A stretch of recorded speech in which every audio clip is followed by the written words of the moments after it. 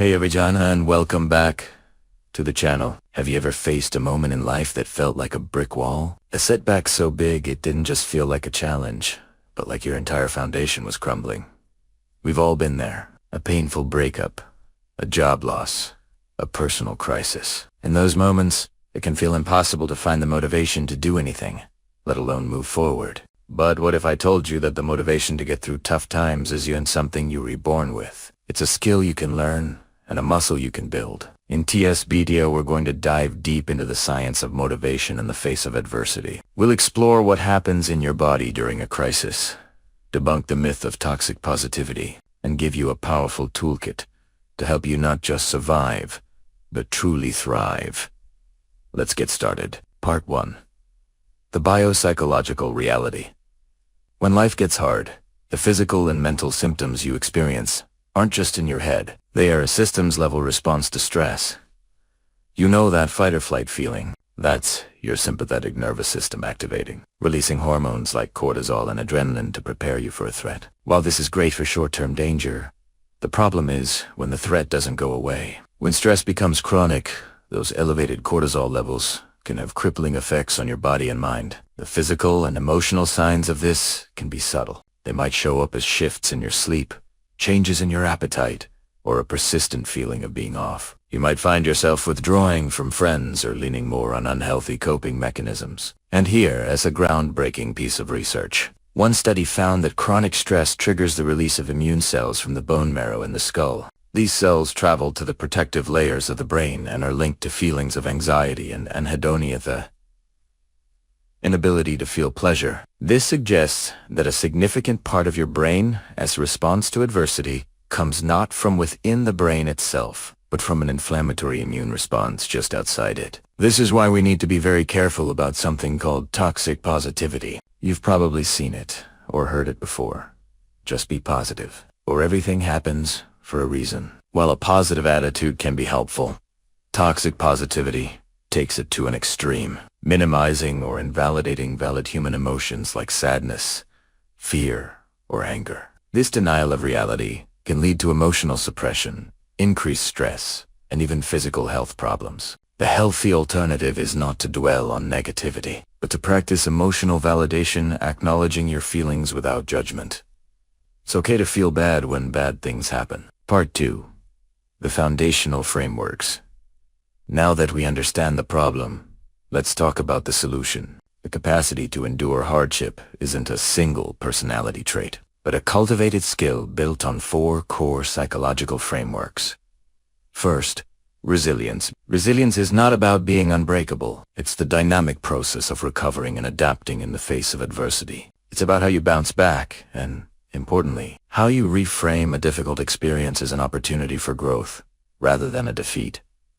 Second, the growth mindset. Psychologist Carol Dweck popularized this idea, which is the belief that your abilities are not fixed, but can be developed through hard work. When someone with a fixed mindset faces a setback, they might think, I've hit my limit. But a person with a growth mindset sees a setback as a temporary hurdle and an opportunity to learn. This perspective is the fuel for resilience. Third, grit. Grit is passion and perseverance for long-term goals. It's not the same as raw talent or an intense, fleeting desire. Grit is about having an ultimate concern, a goal so important that it gives meaning to almost everything you do. It's the engine that provides the sustained effort to keep going, even when progress is slow or failures occur. And fourth, self-determination theory.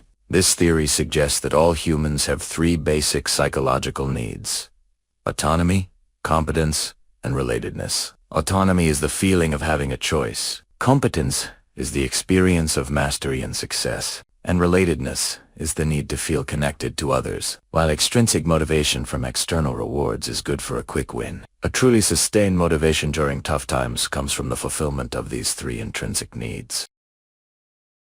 Part 3. Your actionable toolkit. So how do you put these ideas into practice? Here is a practical toolkit of cognitive, emotional, and behavioral strategies. Cognitive and emotional strategies. Cognitive restructuring. This is a technique from cognitive behavioral therapy, or CBT. that helps you identify and challenge negative thought patterns. Instead of thinking, "I'll never get through this," you reframe it to, "This is a setback, but it's an opportunity to learn and grow." Emotional regulation.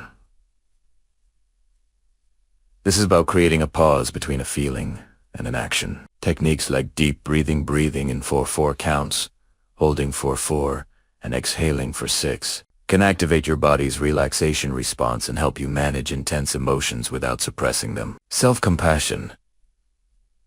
Beating yourself up only prolongs the stress reaction. Self-compassion is the practice of treating yourself with the same kindness and understanding you would offer a loved one. It is built on 3 pillars: mindfulness, self-kindness, and the recognition that suffering is part of a shared human experience. Behavioral and habit-based strategies anchor in purpose and values. A strong sense of purpose is a powerful anchor during a storm. Your values like collaboration, family, or personal growth serve as a compass that guides your choices and provides clarity in uncertain times. Build a routine. When life feels chaotic and out of control, a daily routine provides stability and structure. Routines free up mental energy for more significant challenges and, when connected to your values, can become acts of purpose. Lean on your support system. Mentally strong people do not go it alone. Social support from friends, family, and your community provides emotional validation and helps to reduce feelings of isolation. Seeking counsel from trusted people can remind you of your strengths and reinforce your sense of self. Part 4. Real world examples. These principles aren't just theory. They've been embodied by people who have faced and overcome profound adversity. Michael Jordan was famously cut from his high school basketball team. He didn't see this as a sign of permanent failure, but as a challenge to work harder and improve. He embodied the growth mindset, and his career is a testament to the power of grit and perseverance. Nelson Mandela spent 27 years in prison, but his motivation never wavered. His unwavering commitment was rooted in a clear, overarching purpose: to end apartheid. His journey shows how a powerful ultimate concern can sustain an individual through even the most extreme hardship. Michael Phelps showed that resilience isn't just about reacting to a setback, but preparing for it.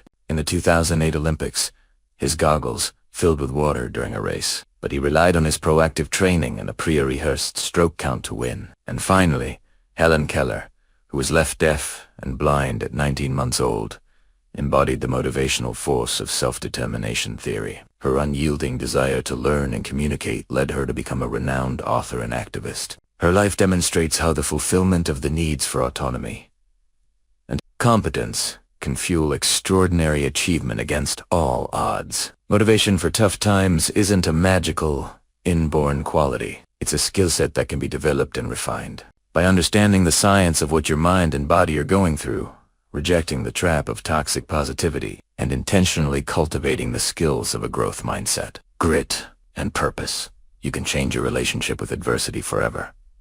The journey won't be easy, but it's a conscious choice. Start by taking one step today. By choosing to embrace a proactive, values-driven life, you can cultivate the inner resources necessary to not only endure life's challenges, but to emerge from them with a deeper sense of purpose and strength.